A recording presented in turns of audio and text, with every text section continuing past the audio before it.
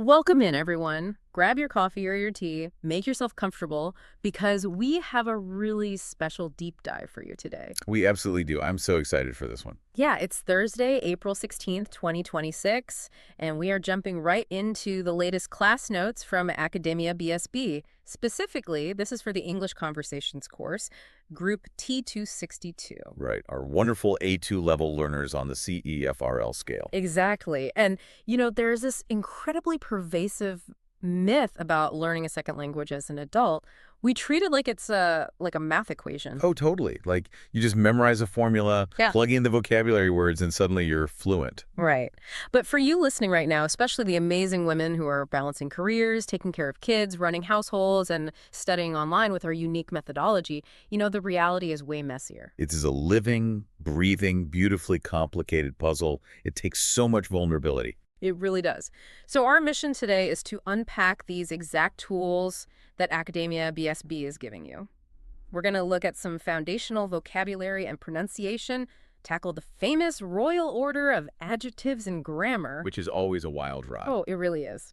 And then we're going to debate a couple of fascinating reading passages, and finally, look at a real essay from one of our Brazilian students. I love the writing spotlight. It's the best part. It really brings it all together. But before you can write a great essay, you need the right tools.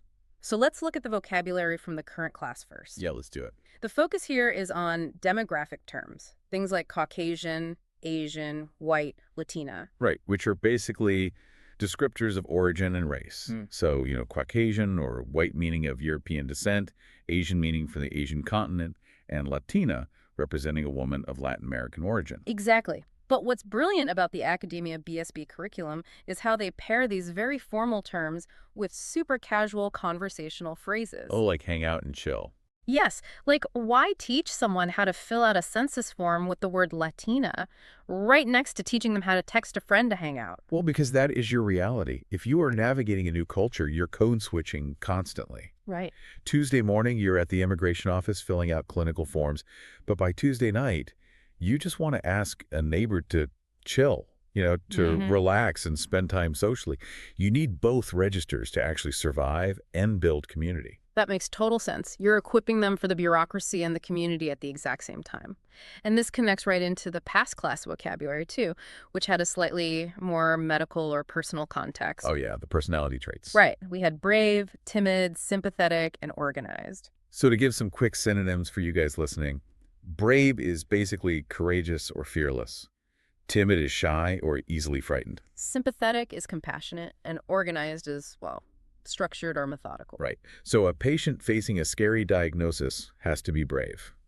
A nurse needs to be sympathetic. But then the curriculum throws a massive wrench into this by introducing phrasal verbs. Oh, everyone's favorite. I know, right? We have make up, turn down, and make over. And, on behalf of anyone who has ever tried to learn English, phrasal verbs just seem entirely malicious. They do feel like a trap because you literally cannot translate them word for word into Portuguese. Yeah. It just won't work. No, it makes zero sense. But there is a logic to them. Take turn down, which means to refuse or reject. Originally, this came from physically turning down a gas valve or a flame, reducing its heat. So metaphorically, when you turn down a job offer or a doctor's advice, you are reducing its power until you just reject it. Oh, that's actually a great way to visualize it. What about makeup, like inventing a story or an excuse? Right, so think of the word up as bringing components together into a visible whole, like building a house up. When you make up an excuse, you gather imaginary details and build them into a complete story. And make over, like making over an emergency room. That uses over in the sense of covering something entirely with something new, so renovating or redoing it. That is so helpful. It's not just random memorization, it's visualizing the physical space, which actually flows perfectly into our pronunciation section. Yes, the physical mechanics of speaking. Because knowing the definition of sympathetic is useless if your mouth physically cannot produce the sounds. And the past class notes highlight some notorious traps, like the difference between where and were. Oh, that is such a classic confusion. They look so similar, but the mouth feel is completely different. Can you break that down for us? Sure. So with where, you are pushing a lot of air. It's an aspirated sound, almost like a sigh, and the vowel is open. Where? Right. But were is tighter. Your lips round much more, and the vowel is trapped right in the center of your mouth, rhyming with fur. Were. It's so subtle, but so important. The notes also flag words like horse, before, humid, and category. And let's be honest, English spelling is just a historical disaster. It truly is. Yeah. I blame the great vowel shift in the 15th century. And the printing press locked the spelling in before the pronunciation settled. Exactly. Which is why category looks like it has 4 equal syllables, category. But a native speaker completely swallows the middle. We just say category. Category, yeah. But the stakes get even higher in the current class phonetics. The focus is on 3 notoriously difficult vowels for our Brazilian learners: did, live, and leave. Oh, the false similarities here cause so much social anxiety. I know. There's that classic joke where an adult learner means to tell their new boss, I want to live in the city forever.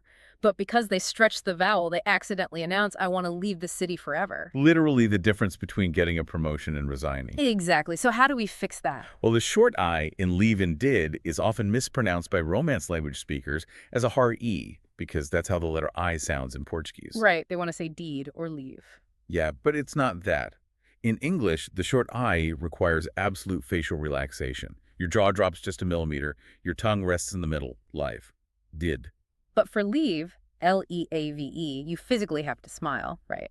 You do. Your lips pull back, your cheek muscles tighten. Leave. If you aren't feeling muscle tension in your face, you are pronouncing it wrong. That is such a great tip. Language learning is basically just muscle memory. Speaking of which, let's look at how we stack these words together in the language usage and grammar section. Let's do it. The notes give us these great target phrases. It's a right and better working conditions. These are serious tools for advocacy. Let's actually do a brief role play to show how to use them. Okay, I love a role play. Set the scene. Let's say we are employees and management has just announced they are cutting our remote work days. Oh, I would be furious. I would walk into that meeting, look management right in the eye and say, we cannot accept this policy change. We are demanding better working conditions. And I would step in right beside you and say, we have met all our quotas from home. It's our right to maintain this flexibility. See? The curriculum is empowering women to assert their boundaries. Exactly. But to assert those boundaries, you really need a strong structural command of the language. Which brings us to a grammar rule that absolutely blows the mind of nearly everyone who studies English. The royal order of adjectives. Yes, the royal order. I want to use an analogy here for our listeners. Textbooks often teach grammar like you are building a brick wall, just stacking things consciously.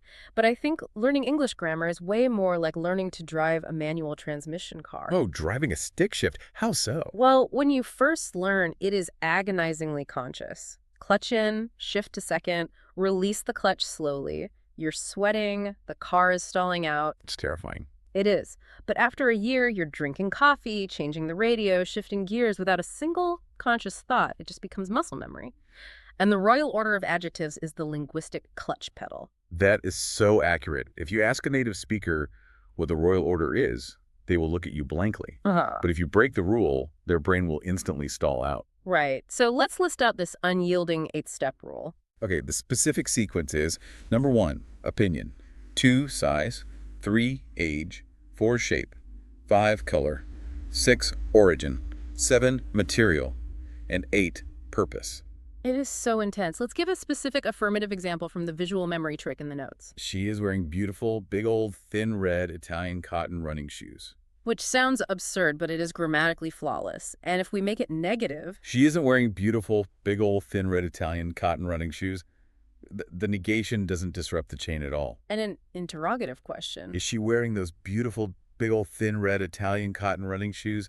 Still rigid. So naturally, students make mistakes here. A Portuguese speaker might want to put the color first, or even put the adjective after the noun. They might say, the shoes running red, beautiful. Right, because in Portuguese, the most vital, concrete descriptor hugs the noun tightly. Exactly. But why does English force opinion first? It's a philosophical continuum from the subjective to the objective.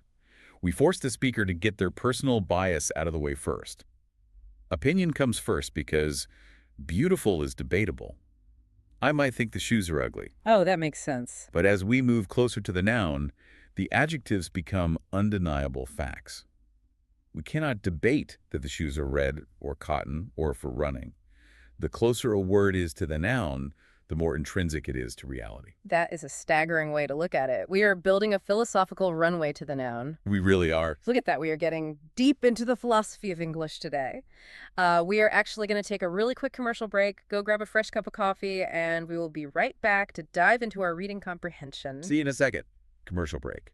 And we are back. Welcome back to the deep dive, everyone. We are so glad you're still with us. You know, during the break, we were just laughing about the royal order of adjectives, and it actually reminded me of a hilarious story about one of our students. Oh my gosh, yes. Please share this. So she went on a trip to New York, right?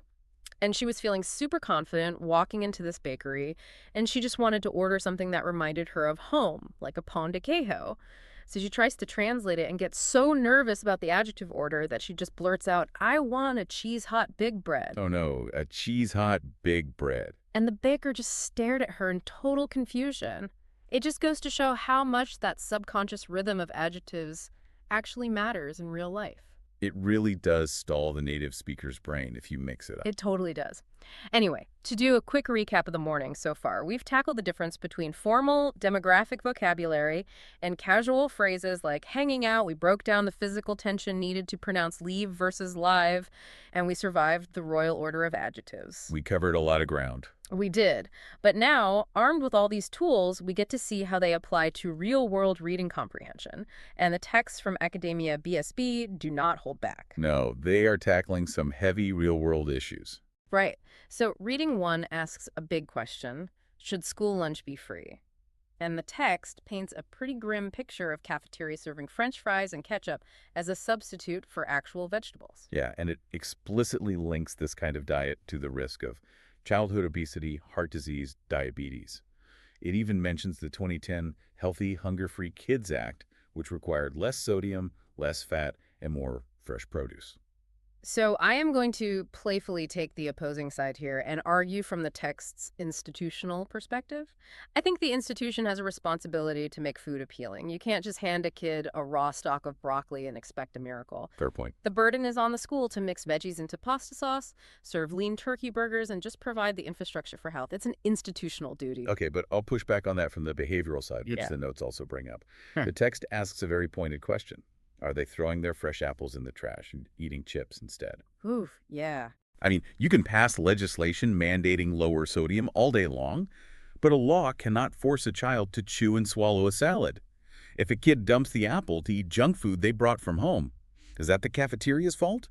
Or is it a cultural issue, a failure of the parents to instill those habits? Wow. That is such a heavy debate, especially because we know so many of the women listening to this program are working full-time, studying English at night, and trying to manage their kids' nutrition. It's a lot of pressure. It is. It forces our learners to debate societal support versus personal responsibility using their newly acquired A2 vocabulary. And speaking of heavy burdens, that links perfectly to Reading 2, which is titled Speak Out About What You Are Afraid Of. We go from societal health crises to deeply internal psychological fears. Right. The text breaks down specific clinical phobias. So we have acrophobia, which is the fear of heights, agoraphobia, the fear of open spaces, arachnophobia, spiders, and claustrophobia, confined spaces. But it also normalizes everyday anxieties, doesn't it? It absolutely does. It talks about the fear of dogs, like getting bitten, the fear of needles and getting hurt, which loops back to our medical vocabulary from earlier. And the big one, the fear of public speaking. Basically, the fear of being judged. Which is the exact fear every single language learner wrestles with. Every single time they unmute their microphone in class. But what I love is that the text offers a lifeline. It provides a real mental health resource. It literally says, if you are feeling down, call 1-800-273-8255. It's so important. It shifts the focus from just suffering in silence to actually advocating for yourself. And advocating for yourself is exactly what the writing spotlight is all about. This is where everything comes full circle. Oh, this is my favorite part, seeing a real student put all these pieces together. Yes. So we are looking at an essay submitted by student B, Sandra Teixeira. And Sandra, if you are listening, you did a fantastic job. She really did. The prompt was to write about her Easter weekend. Right. So in her first draft, she writes about spending the weekend in Brasilia with her boyfriend, Marco, and his grandson, Lorenzo, who came from Annapolis. And she immediately uses that royal order of adjectives. It sure does. She describes Marco as a 63-year-old handsome man who is short, slim, has a beard, and I love this detail. She mentions he takes medicine to darken his hair. It's such an affectionate, specific detail. And then she describes 9-year-old Lorenzo as an intelligent child who is blonde, short, and loves go-kart racing. But if we look at the teacher's feedback for her second draft, there is a brilliant little enhancement. Oh, regarding the adjectives. Exactly. Sandra wrote a 63-year-old handsome man. But based on the royal order, opinion has to come before age. So the teacher gently guides her to adjust it to a handsome 63-year-old man. Oh, it just makes the sentence flow so much better. It does. And she also completely nailed the irregular past tense verbs from the vocabulary list. She wrote that they swam in the pool, they went to the park, and Lorenzo wanted to watch the race. Swam, went, wanted, perfect. But the most staggering part of her essay is the final paragraph.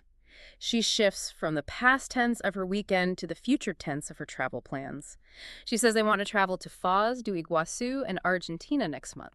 Which is so exciting. But then she mentions wanting to travel to Europe, but admits she is afraid of the ongoing war in the Middle East. And just to be completely clear for our listeners, we maintain absolute political neutrality on this program. We don't take any sides on geopolitical conflicts. Of course, absolutely. We are just impartially reporting on what Sandra wrote in her essay to reflect her learning process. Right. And from a purely linguistic perspective, what she did there is a monumental triumph. It really is. I mean, an A2 learner took a prompt about Easter, used adjective order to describe her family, used past tense verbs for their activities, and then seamlessly escalated the text to express a complex anxiety about global conflicts. It ties directly back to that reading passage about facing your fears. It is stunning. Because of this incredible work, the teacher rewarded Sandra with points in the school's system, the famous estrellinas. She earned every single one of those little stars. And even better, the teacher proposed that, with Sandra's consent of course, her polished final version should be published on the school's blog at students.AcademiaBSB.com.br blog. That is the ultimate goal, isn't it?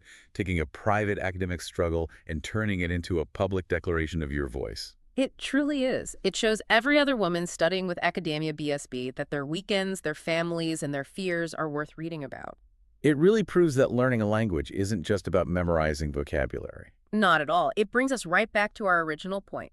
The grammar rules, the spatial metaphors of phrasal verbs, forcing yourself to smile to pronounce the word leave, it's the hard-won mechanism of claiming your space in the world. It reminds me of this quote from the great English novelist Charlotte Bronte. She wrote Jane Eyre back in 1847, which is basically a manual about a woman asserting her boundaries against a world that wanted her to just stay quiet. Oh, I love that book. What's the quote? She wrote, "I am no bird and no net ensnares me. I am a free human being with an independent will." I have chills. I literally cannot think of a better quote to summarize the journey of the adult learners at our school. Learning a language is how you ensure no net ensnares you. Exactly. It's how you project your independent will into a new culture. So as we wrap up today's deep dive, we want to leave you with a provocative thought, a little homework challenge for you. Oh, a challenge. Let's hear it. Think about your own biggest fear, like the ones from the reading section, and try to describe that fear using at least 3 adjectives in the exact royal order we talked about today. That is brilliant. Keep building that muscle memory, everyone. Keep turning those private drafts into public voices. Thank you so much for spending your morning with us and exploring these class notes. It's been such a joy. And as we always say here, proudly living the Academia BSB motto. It's not only about the language, it's all about communication. Bye, everyone.